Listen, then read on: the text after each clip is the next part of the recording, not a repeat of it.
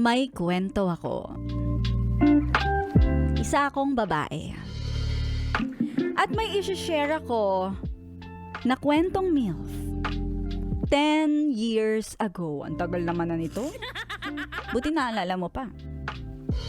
10 years ago na itong nangyari. Pero bumalik na naman sa aking alaala. Dahil sa ngayon, yung lalaki na ikikwento ko ay ikinasal na sa iba. Kwento ko muna yung nangyari 10 years ago. Magtotropa pa kami nun. Dahil magkakaklase kami since high school. At matibay ang samahan namin dahil kahit may mga work na kami, ay nagkikita-kita pa lang. Nagkikita-kita pa rin kami. Moreno, ayusin mo to. Bata pa kami hanggang sa magdalaga at magbinata na. Lagi pa rin kaming may mga catch-up moments. Noong mga panahon na yon, ako, kaka-break ko lang sa boyfriend ko. Kaya marupok ako at that time. Tipong akbayan mo ko. O sige, magsosolo tayo sa sulok. Napaka-sensitive naman ng skin ni ate. Touch sensitive pala si ate. Kaya naman isang gabi na nagvi-video okay at nag-iinuman kami sa bahay namin. Nag-uwian na ang lahat ng barkada. Kaming dalawa na lamang ang natira. Ako nagliligpit ng kalat at naiwan siya. Sabi pa ni Boy, hala, ang gagaling talaga nitong mga tropa natin. Hindi man lang nagligpit. Tulungan na nga kita. Yan, mga tulong na yan Nagdududa ako sa mga ganyang tulong.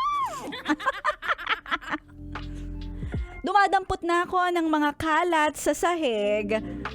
Siyempre, nakatuwad. Paano ba magdampot ng kalat nang hindi tutuwad? At naramdaman ko na may kamay na humawak sa bewang ko. Kaya naman pagtayo ko, aba, inambahan ako ng halik sa pisngi. At para akong nakaramdam ng kuryente.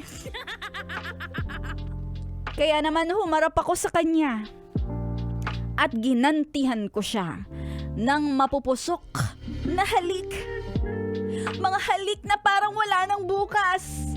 Na parang it's the end of the world.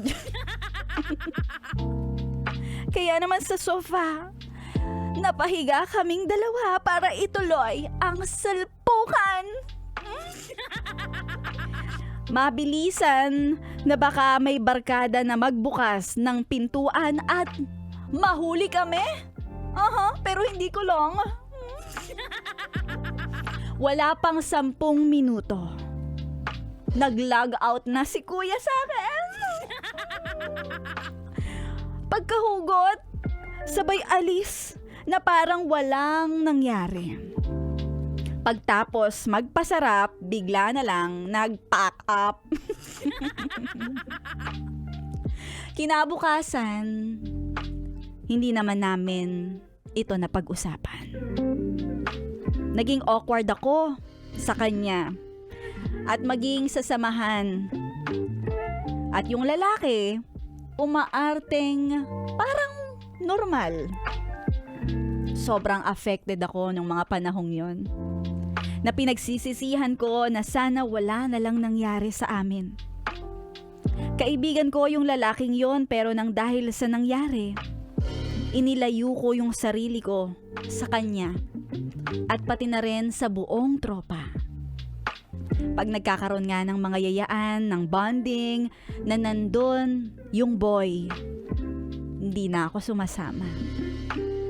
Ngayon sa present time, wala naman na akong galit, pero yung nangyari, nag-iwan ng lamat.